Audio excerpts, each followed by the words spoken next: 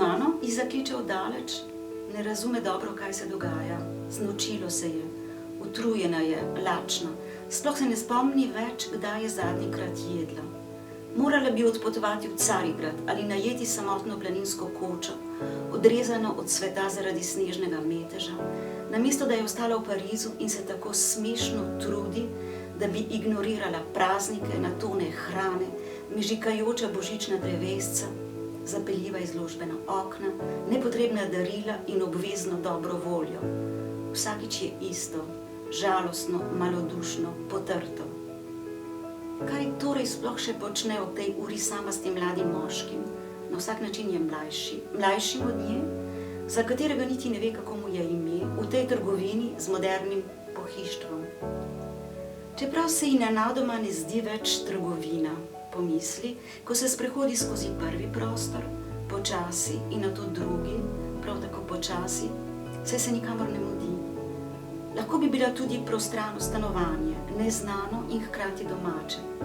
Tukaj je kuhinja, tukaj je jedilnica, dnevna soba z veliko posteljo in lepim stoječim ogledalom, v katerem se zagleda, ko gre mimo. Ona je torej ta ženska, ki se sprehaja po prostranih sobanah. Morala bi si urediti lase in se našminkati, da bi bila videti malo bolj vesela. Navsezadnje je božični večer.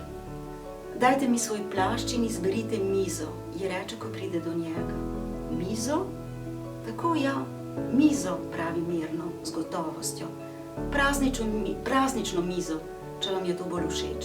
Mizo za dva. Ne razumem, zamrmra, a kljub temu sleče plašč in mu ga položi v roke. Počasi ji začenja vse skupaj postajati všeč. Dobro se počuti s tem mirnim, očarljivim mladim moškim, varno, zaupno, če lahko tako reče, kot da ne bi bilo nobenega drugega prostora na tem svetu, kjer bi bila bolj na pravem mestu kot tukaj v tej trgovini z modernim pohištvom. V hladilniku imam steklenico šampanjca, imam tudi odlično gosjo pašteto in kruhke, ki gredo zraven. Kaj praviš o tem? Tokrat mu ne reče, ne ponovi, kar je pravkar rekel. Prav je slišala. Ali pa jo je morda slišal on, ko sta si sedela nasproti pred delovno mizo in si je govorila sama pri sebi, kot bi šlo za prošnjo oddaljenemu nebu ali dobri vili. Gosja pašteta, kruhki, kupa šampanjca. 2 kupi šampanjca. Šampanjca se ne pije sam. Samo še nekaj moram urediti. Problem s poprom, pravi, in začne tipkati na telefon. Poprom? Sečuanskim poprom. Ne vem, kaj je to, a ti bom razložil. Saj imava še celo noč pred sabo.